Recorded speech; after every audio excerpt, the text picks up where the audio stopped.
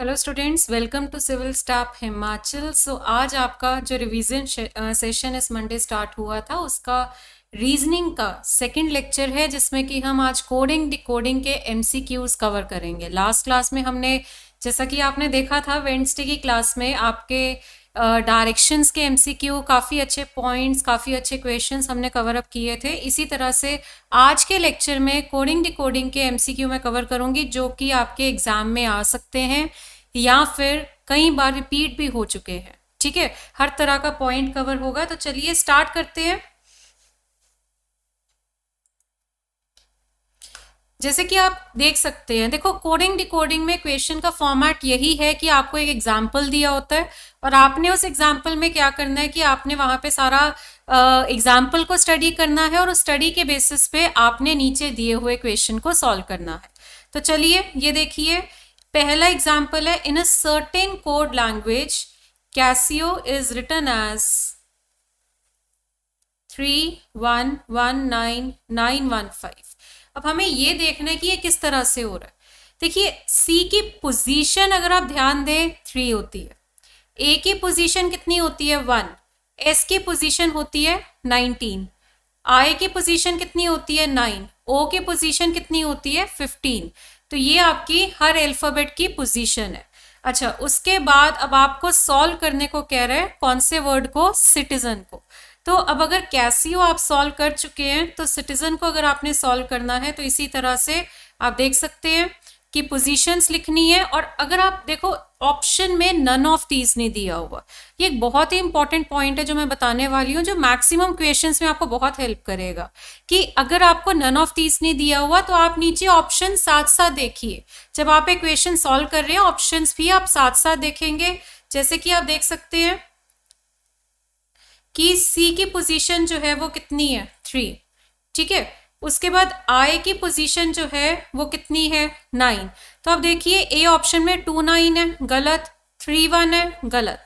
ये 3 9 यहाँ पे आ रहा है और 3 9 यहाँ पे आ रहा है। मतलब आंसर आपका सी और डी ऑप्शन में से कोई एक है। साथ साथ ही ऑप्शन चेक करिए। उसके बाद टी की पोजीशन जो होती है वो 20 होती है। 20 आप देखिए ये रहा, यहाँ पे आपका 12 है, ये गलत है। तो आंसर बस फिर आपका क्या होगा? Option number D. तो आपने देखा, वर्ड तो बहुत ही बड़ा था, सिटीजन एक बहुत ही बड़ा वर्ड था, बट हम इस तरह से ऑप्शंस साथ साथ ही, मतलब जैसे ही आप सॉल्व करना शुरू कर रहे हैं साथ साथ ही ऑप्शन देखिए, साथ साथ ही आपको 1 2 या मैक्सिमम 3 डिजिट्स पे आपको पता लग जाएगा कि ये पर्टिकुलर ऑप्शन ही आपका आंसर है। आगे का आपको ये सारा देखो सॉल्व करने की कोई जरूरत नहीं पड़ी, है ना। तो ये फॉर्मेट है कोडिंग डिकोडिंग का, कि आपको एक पूरा एग्जाम्पल दिया होगा, आपने उस एग्जाम्पल को अच्छे से समझना है। वहां पे पोजीशंस का काफ़ी रोल रहता है कोडिंग डिकोडिंग में। जो आपके अल्फ़ाबेट्स हैं उनकी पोजीशंस जो है वो यूज़ हो सकती है। कुछ +1 -1 हो सकता है, फिक्स जम्बल्ड हो सकता है। तो वो सारी चीज़ें आपको एग्जाम्पल को स्टडी करने पे ही समझ आएगी। तो ये वाला क्वेश्चन तो हमने कर लिया। अगला क्वेश्चन देखते हैं। अब देखो, ये एक और फॉर्मेट है, यहीं पे एग्जाम्पल तो है पर बहुत बड़ा एग्जाम्पल है। मतलब आपको यहाँ पे 3 सेंटेंसेस दिए हुए हैं in a certain code language. हर सेंटेंस का कोड आपको दे रखा है और फिर आपसे कह रहे हैं which of the following means good in that code language. मतलब इस पूरी डिटेल में से मुझे सिर्फ एक वर्ड का आंसर चाहिए और वो वर्ड आपका क्या है? गुड। ठीक है, मुझे सिर्फ इस वर्ड का कोड चाहिए। अब आप इसको जब करेंगे, आपने करना क्या है? कोई टाइम नहीं वेस्ट करना, क्योंकि इन क्वेश्चंस में ना बच्चा टाइम बहुत वेस्ट करता है। अभी सी सैट का पेपर आया था ना, उसमें रीजनिंग के वैसे भी आपके अराउंड 40 to 45 क्वेश्चंस थे। तो मतलब वहाँ पे जो जिनको शॉर्टकट्स नहीं आते थे, ट्रिक्स नहीं आते थे, या जिन्होंने प्रैक्टिस नहीं कर रखी थी, उनको वो मतलब क्वेश्चन करने में टाइम लग रहा था और जिस वजह से वो पेपर कंप्लीट नहीं हो पा रहा था। तो मतलब इसीलिए शॉर्टकट्स पता हो, तरीका पता हो शॉर्ट में चीज को करने का, तो वो आपको सी सैट एग्जाम में बहुत बेनिफिट करेंगे। ठीक है, तो चलिए, अब मुझे गुड को डिकोड करना है। तो पहले तो हम ढूंढते हैं कि गुड वर्ड है कहाँ। फर्स्ट में सिंगिंग इज एप्रिशिएबल, नहीं है। सेकंड में डांसिंग इज गुड, सेकंड में दिया हुआ है। सिंगिंग एंड डांसिंग मतलब गुड नहीं है। तो इसका मतलब ये वर्ड मुझे सिर्फ और सिर्फ सेकंड स्टेटमेंट में दिया हुआ है। अगर ये वर्ड मुझे सिर्फ सेकंड स्टेटमेंट में दिया हुआ है, इसका मतलब क्या है कि गुड वर्ड का कोड जो है वो भी सेकंड में ही गिवन है। यानी कि यहाँ पे आप देख सकते हैं कि गुड अगर मुझे सिर्फ सेकंड में दिया हुआ है, फर्स्ट और थर्ड में is not given. Good word जो है वो फर्स्ट और थर्ड स्टेटमेंट में गिवन नहीं है, सिर्फ सेकंड में गिवन है। तो अब हम क्या करेंगे, इसमें देखेंगे एमओटी चेक करिए, ऊपर कहीं दिया हुआ है ये देखो, तो एमओटी तो हो ही नहीं सकता गुड का कोड, क्योंकि एमओटी तो फर्स्ट में भी गिवन है। गुड का कोड तो ऐसा कोड होगा जो ओनली सेकंड में मिले, पर एमओटी फर्स्ट में भी मिल रहा है, तो एमओटी गुड का कोड नहीं हो सकता। बी ए जे देखो थर्ड में दिया हुआ है, तो बी ए जे भी नहीं हो सकता। मतलब अकेला एक ही वर्ड बचता है MIN, जो कि आपको ना फर्स्ट में गिवन है ना आपको थर्ड में गिवन है। ठीक है, सिर्फ सेकंड में गिवन है, just like the word good. जिस तरह से गुड वर्ड आपको सिर्फ सेकंड स्टेटमेंट में गिवन है, उसी तरह से जिस तरह से गुड वर्ड आपको सिर्फ सेकंड स्टेटमेंट में गिवन है, उसी तरह से MIN जो है वो वाला कोड जो है वो भी आपको सिर्फ और सिर्फ सेकंड स्टेटमेंट में ही गिवन है। चलिए, तो यहाँ पे आप देख सकते हैं, उस हिसाब से आपका आंसर क्या होगा, ऑप्शन नंबर बी। चलिए एक और क्वेश्चन उसी फॉर्मेट में कि in a certain code language, ये आपको दिया हुआ है फाइन क्लॉथ का कोड, क्लियर वाटर का फाइन क्लॉथ का कोड, क्लियर वाटर का कोड और फाइन क्लियर वेदर का code. Which word in that language means weather. Weather का पूछ रहा है, कोड क्या होगा। तो पहले तो मैं वेदर ढूंढूंगी, कहाँ पे है वेदर, थर्ड में दिया हुआ है ना, ये देखिए थर्ड में दे रखा है आपको वेदर। तो वेदर का कोड क्या होगा, जैसे कि फर्स्ट में वेदर नहीं गिवन, सेकंड में भी वेदर वर्ड नहीं गिवन, सिर्फ थर्ड में है। तो मतलब इन तीनों में से वो कोड होगा वेदर का कोड जो कि सिर्फ इसी में दिखेगा। तो चेक करते हैं, पहले तो DON देखिए ऊपर भी नहीं दिख रहा, LIS से ऊपर दिख रहा है, मतलब LIS से तो वेदर का कोड नहीं हो सकता। ठीक है, आगे PERU, ये देखो PERU ऊपर दिख रहा है, ये भी नहीं हो सकता, मतलब वेदर का कोड क्या है, DON। तो आपने ये वाला फॉर्मेट देखा कि इस फॉर्मेट में आपका हो क्या रहा है कि आपको यहाँ पे जो कॉमन दे रखे हैं, मतलब आपने ये देखना है जहां वर्ड होगा वहीं पे कोड होगा। अब आपका वर्ड जिस स्टेटमेंट में गिवन नहीं है, तो उस स्टेटमेंट वाला कोड भी हम नहीं उठा सकते। और इतनी सारी डिटेल है, इतनी बड़ी इंफॉर्मेशन है, दो दो तीन तीन स्टेटमेंट्स गिवन है, पर हमें एक सिंगल वर्ड का कोड बताने के लिए इतना शॉर्ट मेथड लग रहा है कि हम हार्डली 2-3 सेकेंड्स में अपना आंसर मार्क करेंगे। ठीक है, हम नॉर्मली जिसको नहीं पता इन चीज़ों का, वो क्या करते हैं, पूरा क्वेश्चन सॉल्व करने लग जाते हैं, एक एक वर्ड का कोड निकालने लग जाएंगे। हमारा शुरू से फोकस ही उस वर्ड पे रहेगा जिसका मुझे आंसर चाहिए। बाकियों का कोड क्या है क्या नहीं है, हमें उससे कोई लेना देना नहीं है, हमारा पूरा फोकस सिर्फ उस वर्ड तक है। अंडरस्टूड। चलिए आगे बढ़ते हैं, नेक्स्ट क्वेश्चन। अब देखिए यहाँ पे एक एग्जाम्पल है, पहले तो ये एग्जाम्पल स्टडी करेंगे तभी हम इसको सॉल्व कर पाएंगे। तो चलिए एग्जाम्पल क्या है, CIGARETTE,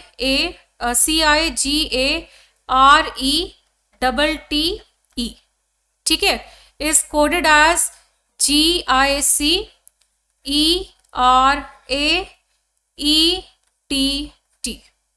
ये है आपका।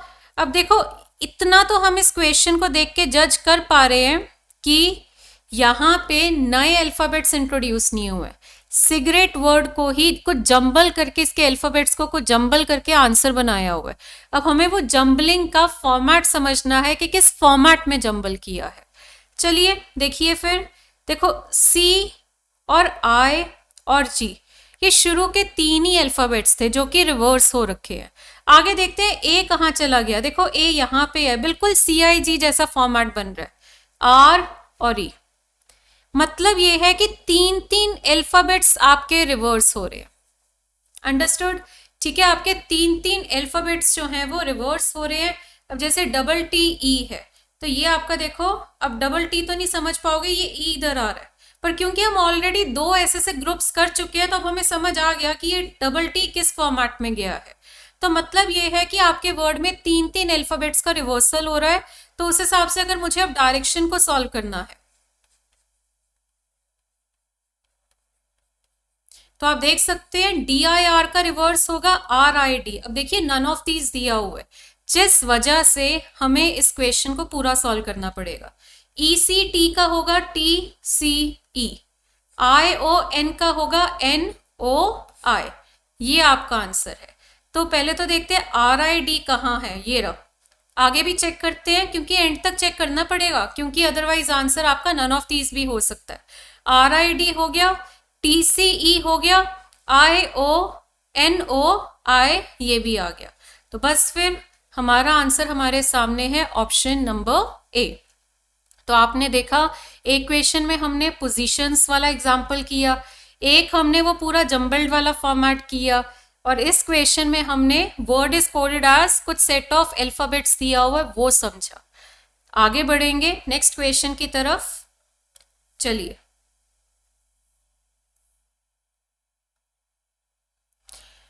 हाँ जी, आपको यहाँ पे simply z is equal to 52 दिया हुआ है। अब z से 52 आ कैसे सकता है? देखो z की पोजीशन तो होती है 26, z आपका 26th अल्फाबेट है, तो 26 का डबल होता है ना 52। तो ये तो चलो समझ आ गया, बट एक्ट में देखते हैं यहाँ क्या फॉर्मेट होगा, इसका 48 कैसे आएगा। अब a की पोजीशन है 1, c की पोजीशन है 3 और t की पोजीशन है 20।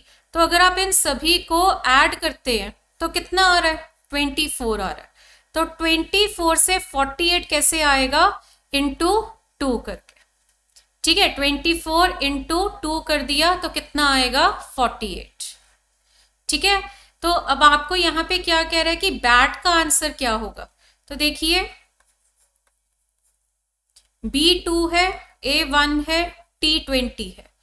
तो ये सारा जो है हमने ऐड किया, मतलब क्योंकि दो एग्जाम्पल्स आपने देखे, दोनों एग्जाम्पल्स में रूल आपका क्या लगा है? पोजीशंस है, और पोजीशंस का डबल या पोजीशंस को ऐड करके उसका डबल। तो बैट का बताना है तो B2 है, A1 है, T20 है। तो इन सभी को अगर मैं ऐड करूं, ठीक है, इन सभी को ऐड करने से आपका क्या होगा? 20 + 1 + 2, तो ये आपका हो गया 23। डन। और फिर मुझे क्या करना है? इसका डबल करना है, क्योंकि अभी तक जितने भी दो एग्जाम्पल हमने डिस्कस किए उनमें डबलिंग हो रही थी, है ना। और अगर उनमें डबलिंग हो रही थी तो आगे भी हमें डबल ही करना पड़ेगा।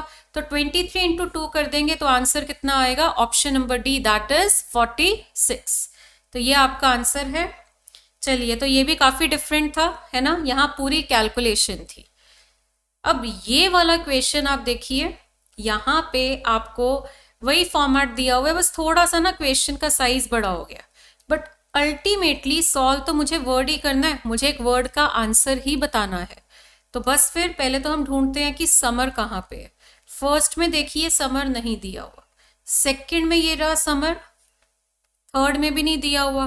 तो बस फिर यहाँ पे जो कोड होगा ना, जो इन दोनों में ना हो, सिर्फ यहाँ पे हो, वो होगा समर का कोड। तो HYTO ये देखो नीचे मिल रहा है, तो ये तो समर का कोड नहीं हो सकता। GNR देखो ऊपर मिल रहा है, ये भी नहीं हो सकता। तो बस फिर समर का कोड क्या होगा? EMF। अंडरस्टूड। तो ये देख, ये फॉर्मेट ना बहुत इंपॉर्टेंट है, ये मतलब आप 100% आपके पेपर में इस फॉर्मेट का क्वेश्चन आपको पक्का मिलेगा। एक्चुअली ये फॉर्मेट होता क्या है, आंसर तो आपने निकाल लिया, पर थोड़ा सा मैं डिटेल में डिस्कस कर लेती हूँ कि ये फॉर्मेट क्या है। देखिए आपको ना यहाँ पे ये 4 कोड दिए हुए हैं ना, और ये 4 वर्ड दिए हुए हैं, मतलब ये चारों वर्ड के कोड ये 4 होंगे। फर्क सिर्फ इतना है कि वो जंबल हो रखे हैं, ठीक है। अब यहाँ पे जैसे कि समर का हमने निकाल दिया EMF। अब जैसे HYTO इधर भी है और इधर भी है, तो जो वर्ड आपका सेकंड और थर्ड स्टेटमेंट में कॉमन होगा वो HYTO उसका कोड होगा। तो सेकंड और थर्ड स्टेटमेंट में आप देख सकते हैं कॉमन क्या आ रहा है, ये देखिए गेम्स कॉमन है।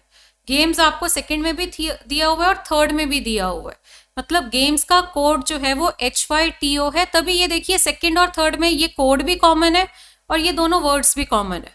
तो मतलब ये है कि अगर कॉमन वर्ड भी हो ना, जैसे कि अभी तक हमने जितने भी वर्ड्स डिस्कस किए वो मोस्टली अनकॉमन वाले थे। अगर मान लो मैं आपसे पूछ लूं कि बताइए गेम्स का कोड क्या होगा, तो आप देखेंगे सेकंड और थर्ड में आपको गेम्स है ना दिया हुआ, तो सेकंड और थर्ड में जो कॉमन कोड है यानी HYTO वो आपका आंसर। इसी तरह से अगर मैं पूछूं कि ओलंपिक क्या होगा, ओलंपिक का कोड चाहिए, तो ये देखिए फर्स्ट और सेकंड स्टेटमेंट में देखिए ओलंपिक कॉमन है ना, फर्स्ट और सेकंड में ओलंपिक कॉमन है, तो फर्स्ट और सेकंड में जो कोड कॉमन होगा जैसे कि GNR, तो ओलंपिक का कोड क्या है GNR। तो मतलब हमें each and every word solve करने की आसत जरूरत नहीं होती, बट हाँ एक ही वर्ड सॉल्व करना है तो मेरा पूरा फोकस उसी वर्ड पे होता है। बट मेथड आपने देख लिया कि अगर वर्ड कॉमन होगा तो कैसे करना है, तो भी वही बात है कि जिन स्टेटमेंट्स में वो वर्ड है उन्हीं स्टेटमेंट्स में उसका कोड मिलेगा। तो सॉल्व करने का तरीका जो है वो एक ही है हर सिनेरियो में। चलिए आगे बढ़ेंगे। Okay, next question. अब ये देखिए बहुत अच्छा क्वेश्चन है, जिप इज कोडेड एज 30। अब पहले तो आप ये देखिए कि Z की पोजीशन होती है 26, I होता है 9 और P होता है 16। इनसे आपका ऐड करके 30 नहीं आ सकता है ना। तो अब आपको यहां पे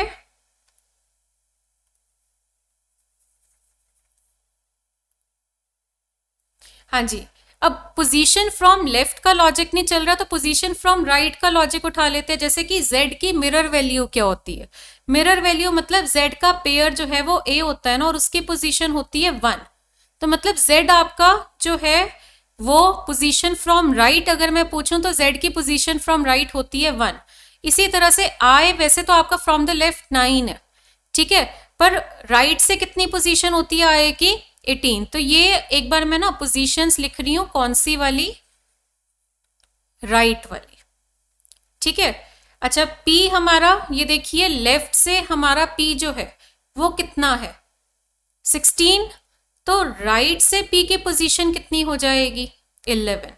और अगर आप इनको ऐड करते हैं 1 + 18 + 11, तो इन सभी को ऐड करने के बाद आपका सम कितना आ रहा है 30 आ रहा है। अच्छा अब ज़ैप को देखना है तो ये देखिए, ये तो मुझे पता है 1 और 11 है, और ये आपका कितना होगा 26 होगा। तो अगर मैं इनको ऐड करूं तो आप देख सकते हैं इन सभी को ऐड करके कितना आता है 38 आता है। अब इसी तरह से अगर मुझे VIP का आंसर बताना है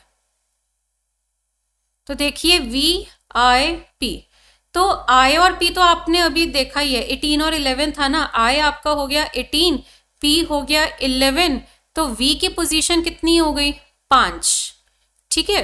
सो 5 + 18 + 11, ठीक है। तो आंसर इन सबको अगर आप ऐड करेंगे तो कितना आएगा, ऑप्शन नंबर C।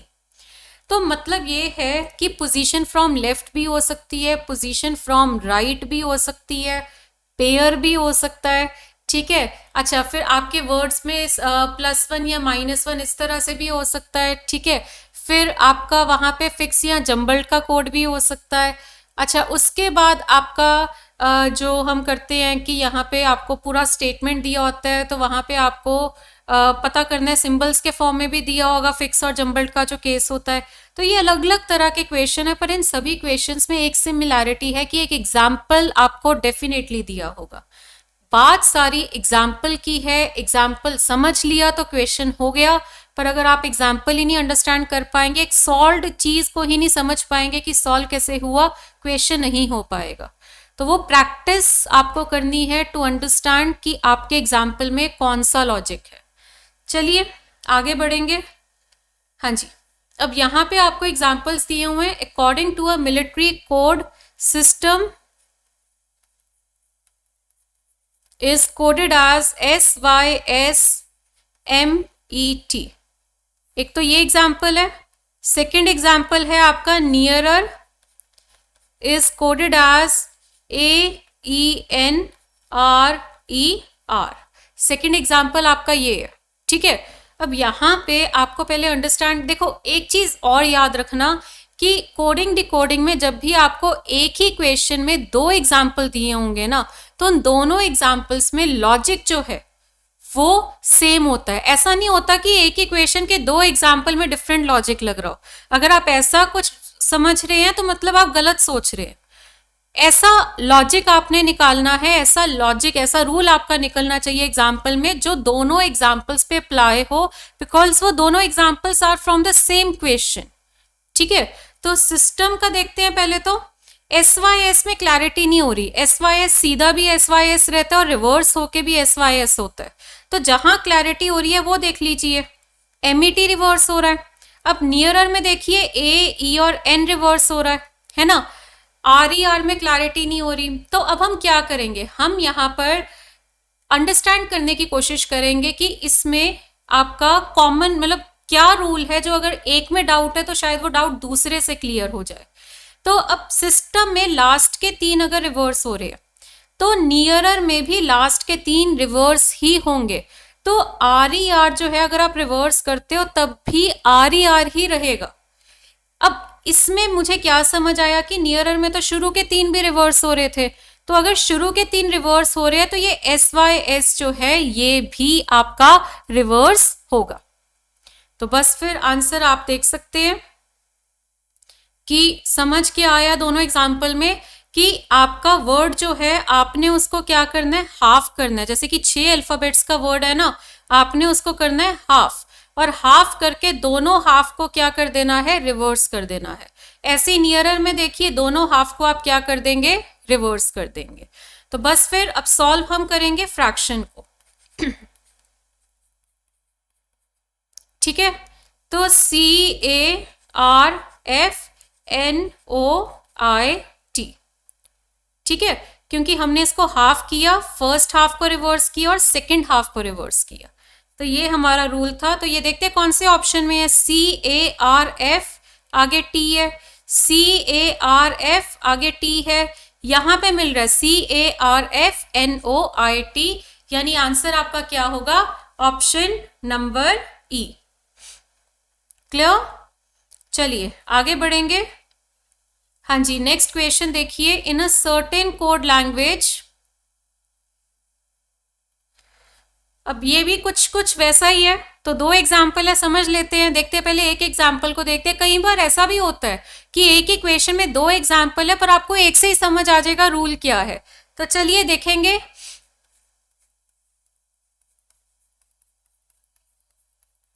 डिस्टेंस में आई और डी हो गया, ठीक है, ये आपका आगे देखिए ई सी एन हो गया।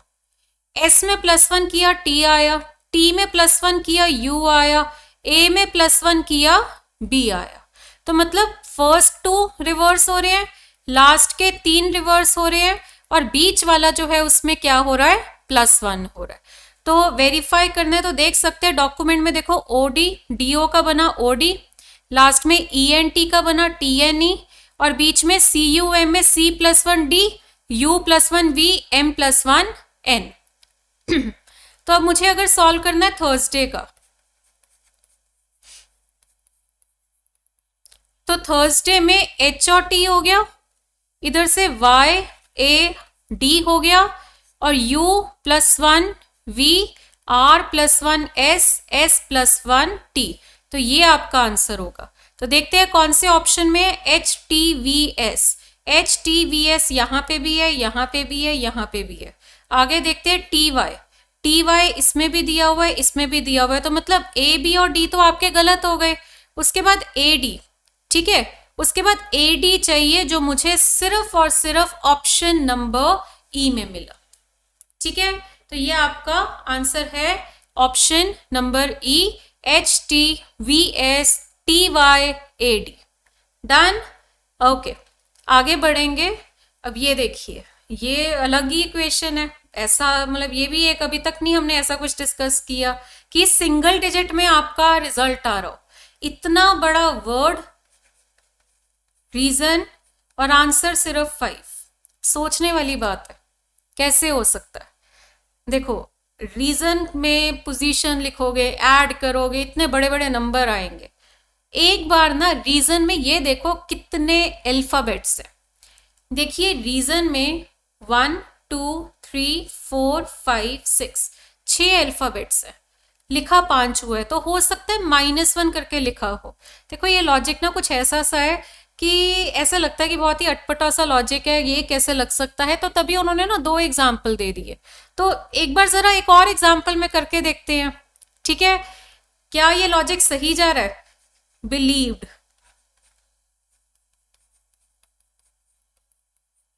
1 2 3 4 5 6 7 8। अब ये हम और कॉन्फिडेंट हो गए, इधर इतने कॉन्फिडेंट नहीं थे, पर दूसरे एग्जाम्पल में भी चेक करने के बाद कॉन्फिडेंस और बढ़ गया हमें हमारे लॉजिक के लिए।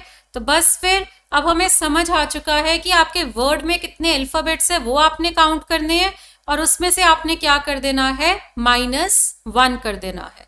तो बस फिर गवर्नमेंट में कितने अल्फाबेट से काउंट करिए, 1 2 3 4 5 6 7 8 9 10। तो 10 अल्फाबेट से तो -1 करके हमारा आंसर क्या होगा, option number C, that is 9। Clear. चलिए अब आपने वो जो कोड्स किए थे ना, वही फॉर्मेट है, बस उन्होंने कोड की जगह नंबर दे दिए। अब ये देखिए, ये वाले क्वेश्चन में क्यों ज्यादा डिस्कस कर रही हूँ, क्योंकि पेपर में ना यही चीज आपको मिलेगी, मतलब ये चीज तो 101% आपको मिलनी है। इसके एडिशन पे और कौन से क्वेश्चन कोडिंग डिकोडिंग के मिलते वो एक्स्ट्रा है। चलिए तो अब देखिए, पहले तो यही देखो पूछा क्या है। उसने पूछा कि लीव्स का कोड कौन सी डिजिट है। तो सबसे पहले हम ढूंढेंगे, लीव्स फर्स्ट में दिया हुआ है, सेकंड में ग्रीन इज गुड है, थर्ड में दे आर प्लेइंग है।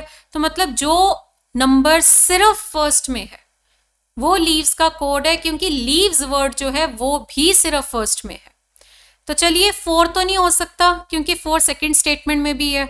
आगे 6 नहीं हो सकता, क्योंकि 6 यहां भी दिया हुआ है। तो बस फिर बचा क्या, 7। तो आंसर आपका क्या होगा, ऑप्शन नंबर सी। अब ध्यान दे रहे हैं, पेन कम से कम यूज हो रहा है, पढ़ते पढ़ते ही हम आंसर निकाल रहे हैं। तो ये चीजें आपको सीखनी है, प्रैक्टिस करिए। प्रैक्टिस जो है ना वो सबसे, मतलब शॉर्टकट आप जितने मर्जी सीख लो, बट जब तक आप प्रैक्टिस नहीं करेंगे ना, आपके लिए वो शॉर्टकट कभी भी शॉर्टकट नहीं रहेगा। प्रैक्टिस करके ही चीज़ों को आप अपने माइंड में बिठा सकते हैं। अगर आप प्रैक्टिस नहीं करेंगे तो आपको पेपर तक शायद याद भी ना रहे मैंने आपको क्या क्या पॉइंट्स बताए। बट जब आप प्रैक्टिस करते हैं, वो पॉइंट्स को यूज़ करेंगे अपने इक्वेशन सॉल्व करते हुए, तभी वो पॉइंट्स आपके माइंड में रिटेन हो सकते हैं। ओके, सो नेक्स्ट क्वेश्चन, ऐसा सा तो हमने कुछ किया था, है ना। तो देखते हैं, ये देखिए जब भी कुछ ऐसा सा दिखे ना, मोस्टली ना पोजीशंस ही होती है। तो चलो देखते हैं। सी की पोजीशन होती है 3, ये देखो 3 लिखा हुआ है। ओ होता है 15, ये देखो 15 भी लिखा हुआ है। बी होता है 2, देखो 2 भी लिखा हुआ है। आर होता है 18, 18 भी लिखा हुआ है। ए होता है 1, 1 भी लिखा हुआ है। तो बस फिर 3 1 5 2 1 8 1 एक्चुअली पोजीशन है कोबरा वर्ड में अल्फाबेट्स की। तो मुझे सॉल्व किसको करना है, गोरिल्ला को। तो जी हमारा 7 है। अब ऑप्शन में देखिए नन ऑफ दीज नहीं दिया हुआ, साथ साथ ही ऑप्शन कर देंगे। ओ की पोजीशन होती है 15, तो 7 1 5 तो मुझे चाहिए, तो बी ऑप्शन गलत हो गया। आर की पोजीशन है 18, यहां पे 16 है तो ये भी गलत है, 18 आ गया। आई की पोजीशन कितनी होगी, 9, तो ये देखिए 9 भी आ गया। डी ऑप्शन में देखिए 7 आ रहा है 18 के बाद। उससे आगे हमें चेक करने की कोई जरूरत नहीं है, बिकॉज आंसर हमारा आ चुका है, जो कि क्या है, ऑप्शन नंबर सी। अंडरस्टूड। तो ये क्वेश्चन आपने देखा, 2 तरह के आगे इस लॉजिक है, बट मुझे लगता है कि ये वाला क्वेश्चन करते हुए आपको याद आ गया होगा कि हमें किस तरह से करना है। आपको करे हो ना क्वेश्चन, तो देख के जजमेंट हो जाती है कि ये कौन सी टाइप है, कौन सा रूल है, किस तरह से, कौन से रूल से हम इसको सॉल्व करेंगे। ओके चलिए नेक्स्ट क्वेश्चन। अब यहाँ पे सिंबल है, देखने में नया लग रहा होगा, पर कंसेप्चुअली आप ये चीज कर चुके हैं।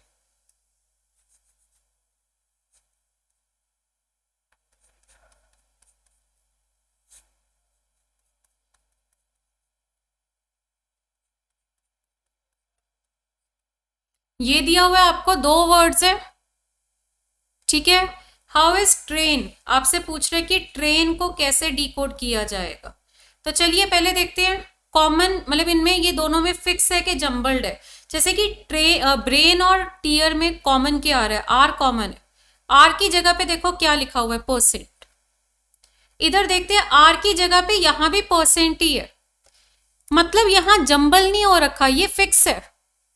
और वेरीफाई कर लेते हैं। अब ब्रेन और टीयर में एक आई भी कॉमन आ रहा है, ये देखिए आई की जगह पे हैश है, इधर वाले आई की जगह पे भी हैश है, यानी कि सेम अल्फाबेट की पोजीशन पर हमें सेम कोड मिल रहा है। और जिससे हमने ये क्लैरिफाई हो चुका है हमें कि यहाँ पे सिंबल्स जो है वो फिक्स्ड है, मतलब जो कोड है वो अल्फाबेट की पोजीशन पर फिक्स्ड है। और उसी के बेसिस पे हम इसको सॉल्व कर देंगे। जैसे कि हमें ट्रेन का आंसर चाहिए ना, तो देखो रेन तो लास्ट में यहीं से आ रहा है, बस ये स्टार को हटा देंगे, स्टार की जगह टी का कोड क्या है, डॉलर, तो हमें डॉलर लिखना है। तो देखो डी ऑप्शन तो गलत हो गया क्योंकि यहाँ पे डिवाइड है, डॉलर के आगे ये परसेंट, डिवाइड, हैश और मल्टीप्लाई होना चाहिए। तो देखते हैं परसेंट, डिवाइड यहाँ पे है, हैश ये रहा, मल्टीप्लाई ये रहा, तो आंसर आपके पास है ऑप्शन नंबर बी। क्लियर? चलो next question. Snow is coded as 7100, इतना बड़ा नंबर आ गया, तो चलो देखते हैं, शुरू तो करेंगे, पोजीशन से ही बात आगे बढ़ेगी, तो पहले पोजीशंस लिखते हैं। एस की पोजीशन होती है 19, एन होता है 14, ओ होता है 15,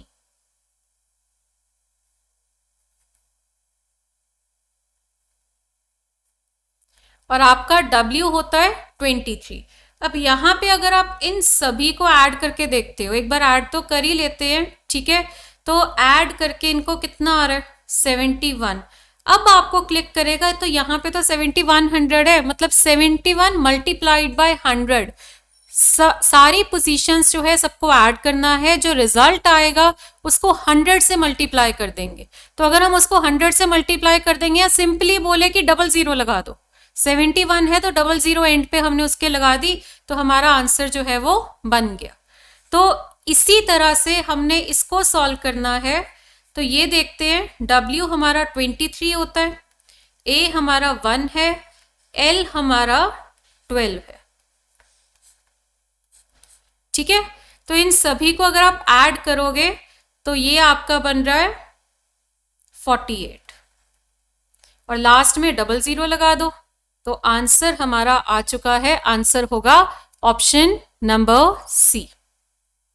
क्लियर? तो देखा काफी, मतलब अब होता क्या, हम देखते हैं 7100 इतना बड़ा नंबर है, ट्राई क्या करेंगे, इतना बड़ा नंबर तक कहाँ पहुंच पाएंगे, पर जो कहते हैं ना चलो एक बार देख लेते हैं, तो देखने से पता लगा कि हमें इतने बड़े नंबर तक कैसे पहुंचना था, लास्ट में सिर्फ 2 जीरोस लगा के, ठीक है। तो मतलब वही है कि कई बार हम क्वेश्चन देख के एक डिसीजन ले लेते हैं कि नहीं ये नहीं हो पाएगा, वो सबसे नेगेटिव अप्रोच है।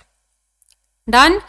तो क्वेश्चन शुरू करो, हो जाता है, ऐसा नहीं कि क्वेश्चन नहीं होगा। डन? ओके, चलिए नेक्स्ट क्वेश्चन। अब ये थोड़ा सा है आपका प्लस माइनस वाला। Sikkim is coded as THLJJL।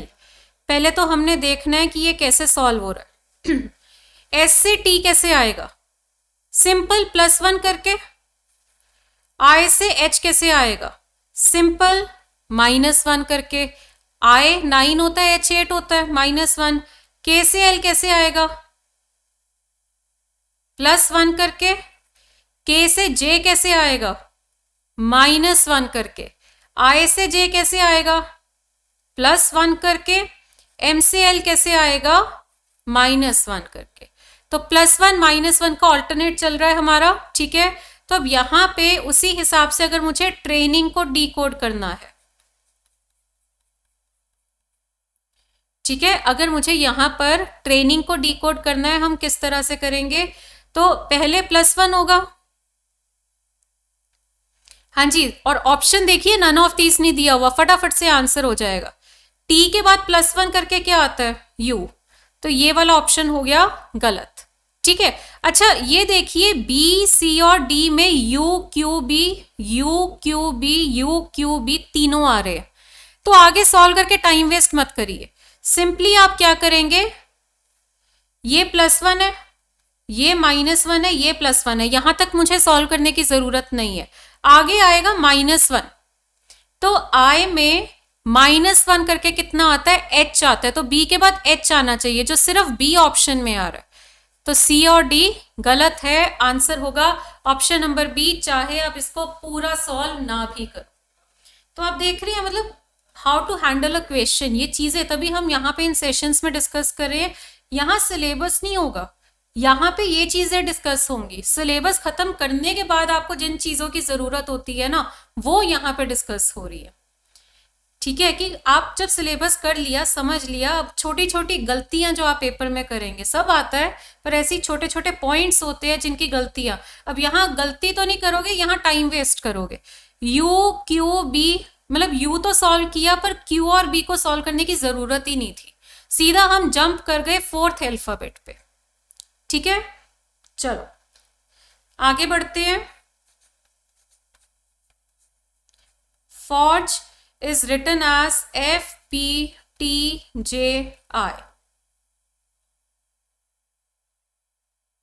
हाँ जी, F से F कैसे आएगा, कुछ भी नहीं ऐड किया, +0। अब O होता है 15, P होता है 16, तो ये कैसे आएगा, +1 करके।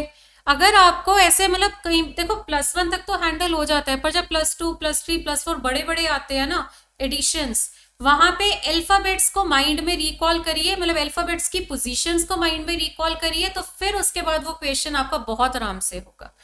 R18 T20 तो कितना ऐड होगा, +2, G7 J10 कितना प्लस होगा, +3, E5 I की पोजीशन 9 कितना प्लस होगा, 4। तो बस फिर कल्प्रिट को सॉल्व करना है। तो कल्प्रिट में भी पहले +0, फिर +1, +2, +3, +4, +5 और +6। C में +0 किया तो C आएगा, सारे ऑप्शंस में है। U में +1 किया तो कितना आएगा, V। तो C के बाद V मुझे B और C में ही मिला है, तो मतलब A और D ऑप्शन आपके गलत हो गए। आंसर आपका B और C में से ही कोई है। L कितना होता है, 12, 12 में +2 किया तो कितना हुआ, 14, यानी कि N। तो N मुझे मिल रहा है C ऑप्शन में, B ऑप्शन में M है जो कि गलत है। तो बस फिर आंसर आपका होगा option number C। Maximum question, कोई क्वेश्चन नहीं था जो मुझे पूरा सॉल्व करना पड़ा। क्यों, कैसे, वो आपने देखा। ऐसे से जितने भी क्वेश्चन थे 2nd या 3rd अल्फाबेट पे ही आंसर आपके सामने आया है ना। तो चलिए, तो देखिए अब आपके साथ आज जो मैंने डिस्कशन करी है उसमें कोडिंग डिकोडिंग के इंपॉर्टेंट क्वेश्चंस भी डिस्कस हुए हैं। ठीक है, एमसीक्यू जितने भी हमने डिस्कस किए वो इंपॉर्टेंट और एक्सपेक्टेड थे। ठीक है, साथ के साथ बहुत सारे पॉइंट्स डिस्कस किए कि क्वेश्चन सॉल्व करते हुए कैसे टाइम बचाना है। आता सब है, वो चीज़ें से आगे हैं, हम उन चीज़ों से आगे है, सिलेबस हो चुका है। अब हमें ये डिस्कस करना है कि छोटे छोटे पॉइंट्स को कैसे हैंडल करेंगे। तो इसी के साथ आज की डिस्कशन कंप्लीट होती है। कोडिंग डिकोडिंग के एमसीक्यू, हर तरह का क्वेश्चन जो आ सकता है हमने कर लिया। ठीक है, तो अब आपको 2 टॉपिक्स में मुझे नहीं लगता कोई प्रॉब्लम आने वाली है, एक डायरेक्शंस का टॉपिक एंड कोडिंग डिकोडिंग का टॉपिक। तो अगले लेक्चर में इसी तरह से कोई और चैप्टर लेके आएंगे और उसके ऊपर हम डिस्कशन करेंगे। So okay students, thank you so much.